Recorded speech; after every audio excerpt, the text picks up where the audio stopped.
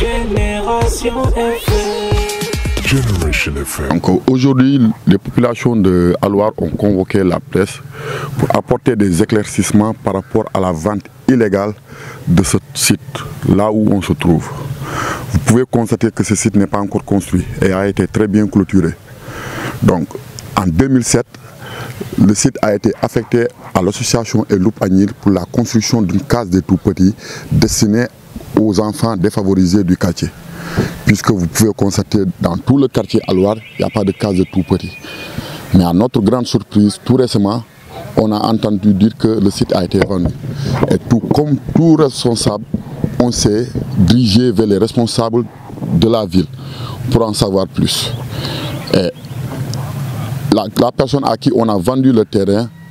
qui est Lamarana Diallo, est venue vers nous pour nous présenter des papiers comme quoi ce terrain lui a été vendu et il l'a acquis de manière normale. Et quand nous, on a regardé les papiers de fond en comble, on a vu qu'il y a eu pas mal d'illégalité par rapport à la vente. Parce qu'un terrain qui est destiné à une utilité publique, comment on peut vendre ça à un tiers pour la construction d'un magasin de noix d'acajou? Chose inédite. Et la dernière fois, quand il est passé pour démarrer ces constructions, le quartier s'est soulevé pour dire niet, avant que tu ne puisses construire, il faut que les autorités de cette ville puissent nous dire, éclairer les populations de Alouar et Caen, pourquoi ce terrain a été vendu à un tiers, plutôt servir à la construction d'une case des tout-petits. Donc les documents légaux, la délibération originale est au niveau de la mairie. Nous avons une copie signée par le maire Robert Sagna en 2007 et l'ancien préfet Ibrahim Ouane. Et donc, comme tout responsable, vous pouvez le constater, il n'y a rien ici. Nous, on s'est rapproché de toutes les autorités compétentes, y compris la mairie de Ziguinchor, pour leur informer de la situation. Donc, on a rencontré les proches collaborateurs d'Ousmane Sonko, en l'occurrence Abdou Mané et le sénateur Saho, le directeur de cabinet d'Ousmane Sonko. Chose est de constater que jusqu'à présent, rien ne bouge. On est allé voir le préfet. Le préfet, en dernier ressort, il a même convoqué Lamarana Diallo. Et quand on a regardé les papiers, le préfet a même constaté que les documents qui devaient servir pour la construction d'une case de tout-petits ont été détournés pour la vente, pour la construction d'un magasin de noix d'acajou. Donc il avait demandé à Lamarana et aux populations de Alouar de rester calmes et de laisser le dossier à ses mains pour qu'ils puissent éclairer le cas. Donc cette responsabilité est imputée à l'ancien régime. Bon, l'ancienne mairie, c'est la mairie de Ablaye Baldé. Donc on ne peut pas dire que c'est telle personne ou telle personne tant que les enquêtes ne pas démontrer la personne fautive de cette vente. Nous, population de Alouar et Caen, tout ce qui nous incombe, c'est que ce terrain puisse servir à l'utilité publique. Donc on a été menacé, on a été convoqué récemment, on va aller répondre à la convocation. Parce que notre objectif, ce n'est pas de refuser de répondre à toute convocation. Quand on nous convoque, on va répondre. Le préfet nous a demandé de laisser la chose entre ses mains, il va régler le problème. Récemment, on est passé chez lui pour savoir où en est-il. Et on ne l'a pas trouvé, il est en déplacement. Puisque la gendarmerie nous a convoqués, nous, on va déférer à la convocation. Ce que je veux dire, c'est le Premier ministre, c'est Ousmane Sonko. Mais aussi aussi le président, c'est Bassirou Diomaye Faye. Parce que si nous sommes en train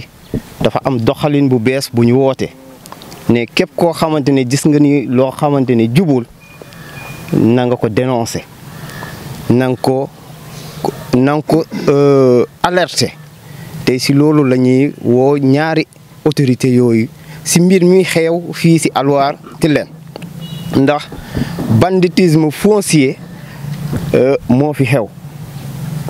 te jeunesse bi ak population yi duñu nangu lii mu jàll donc di leen di alerter mais particulièrement le maire Ousmane Sonko parce que problème bi c'est responsabilité am la nekk parce que il est le maire de la commune de Ziguinchor situation bi moom moo ko war a mën a leeral ñun si loolu lañ koy woo ndax moom moo am prérogative joxe ay espace pour nit ñi tabax ay école tabax ay dispensaire tabax ay juma ay hôpital donc gis nañu fii dañ fi waroon tabax école boo xamante ne pour ay xale yoo xamante ne ay néew yi doole lañ ñu dem ba si biir ñu ne ñu jaay nañ ko benn commerçant bu ñuy ne Lamarana Diallo pour mu def fi magasin kaju te loo xamante ne ñun duñ ko nangu. école lieutenant Badara Diallo muy ni docteur Cheikh Tidiane Dièye le ministre fii la jàngee ay xale yu ndaw ñoo fi nekk di jàng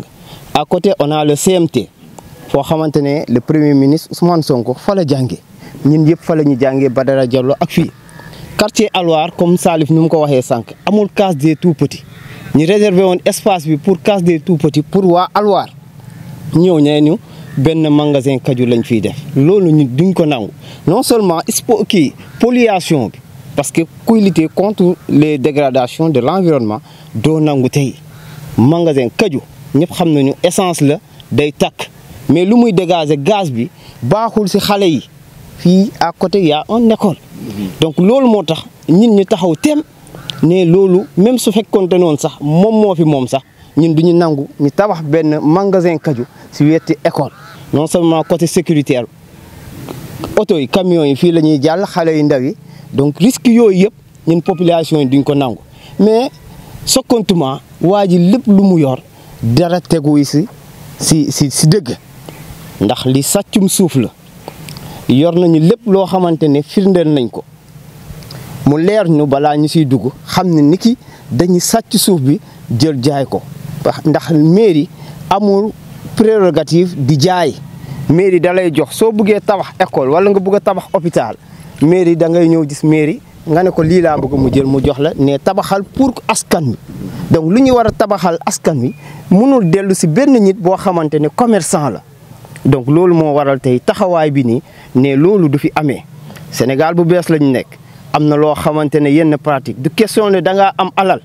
yor yaakaar ni lu la neex mun nga ko def wala lu la neex mun nga ko am ñun amuñu dara yoruñu comme Lamarana mënuñu def yenn yi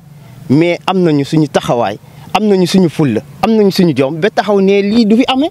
te incha allah du fi amee si Alwar su fi waree am je pense que dañuy gasal fii ay bàmmeel ñu suur ñu fi ndax duñ ko nangu loolu moo tax Ousmane Sonko dem na kaso ñun ragal lu ñu dem kaso Bassirou Diomaye Faye dem na kaso donc ba mu nekk président donc ñun ragaluñu ko kaso dara nekku si woo nañ ñu nag convoqué nañ ñu à la gendarmerie on va aller déférer parce que ñun mii soo gisee sax jóguñu woon yee fitna wala taxaw parce que préfet daf ñu woowoon ne ñu may leen ma lijjanti lii ba xam yan bandi ñoo si làqu ba jaay lii ndax lu ñu warul jaay la ñu doon déglu préfet ndax mooy suñu kilifa demoon nañu mairie daje avec le directeur monsieur Sakho neewoon ko dañoo bëgg Ousmane Sonko mu yëg mu ne ñu dimanche bi damay dem Dakar war naa dem prison rencontrer le maire dinaa ko yëgal ba mu demee ñëwaat nee ñu bay leen ñu jox leen feneen ñu ne ko doo ñu jox fenn lii ñoo ko moom feneen fu ñuy joxaat ci Alwar ñun ñoo ko moom donc waxal maire ñun duñu nangu. Génération FM. Generation FM, the best radio. Génération FM.